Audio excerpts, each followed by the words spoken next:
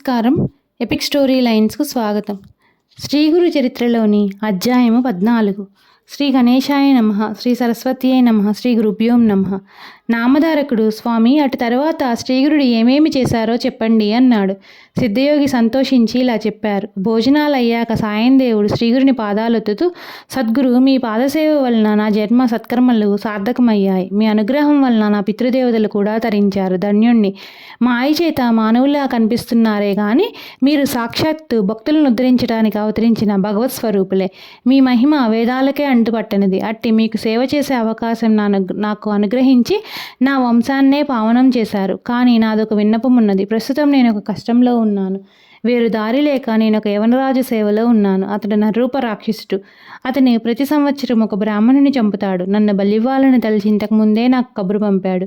నేను ఇప్పుడు అతని వద్దకు వెళ్ళాలి. తప్పదు.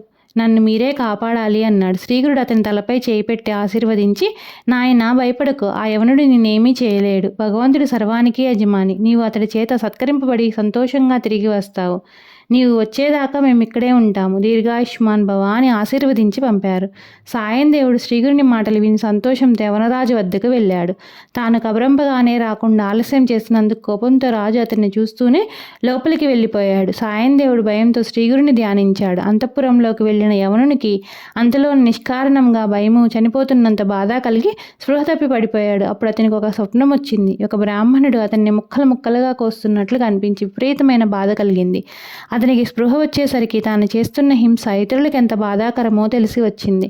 పశ్చాత్తాపంతో అతడు బయటికి వచ్చి సాయందేవుని పాదాలపై పడి, అయ్యా, మిమ్మల్ని నేను పిలిపించలేదే, మీరు ఇంటికి వెళ్ళవచ్చు అని వస్త్రభూషణాదులతో ఘనంగా సత్కరించి పంపాడు.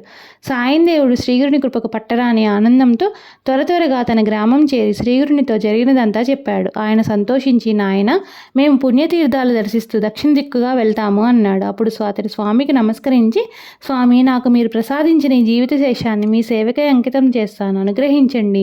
మీ పాద సన్నిధి విడిచి బ్రతకలేను. నన్ను విడిచి వెళ్ళవద్దు. నేను కూడా మీ వెంట వస్తాను అని వేడుకున్నాడు. శ్రీగురుడు, నాయనా, నాకు ఆత్మ సమర్పణం చేసుకున్నావు. నీ అభీష్టం నెరవేరుతుంది. మేము ఒక పని మీద వెళ్తున్నాము. 16 సంవత్సరాలకు మళ్ళీ మేము వచ్చి ఈ గ్రామానికి దగ్గరలోనే నివసిస్తాము. నీవు అప్పుడు సకుటుంబంగా వచ్చి దర్శించుకోవచ్చు. అంతవరకు ఇక్కడే సుఖంగా ఉండు అని ఆశీర్వదించి శిష్యులతో కలిసి పాదచారి అనేక పుణ్యక్షేత్రాలు దర్శిస్తూ వైద్యనాథం చేరారు. అక్కడ ఆయన కొంతకాలం గుప్తంగా నివసించారు. అది విని నామధారకుడు, స్వామి, అప్పుడు శ్రీగురునితో అనేక మంది శిష్యులు ఉన్నారు కదా, వాళ్ళు ఎక్కడున్నారు? శ్రీగురుడు అక్కడ గుప్తంగా ఉండి ఏమి చేశారు అని అడిగాడు. శ్రీ దత్తాయ గురవే నమః, శ్రీ శ్రీపాద శ్రీ వల్లభాయ నమః, శ్రీ నరసింహ సరస్వతీయే నమః.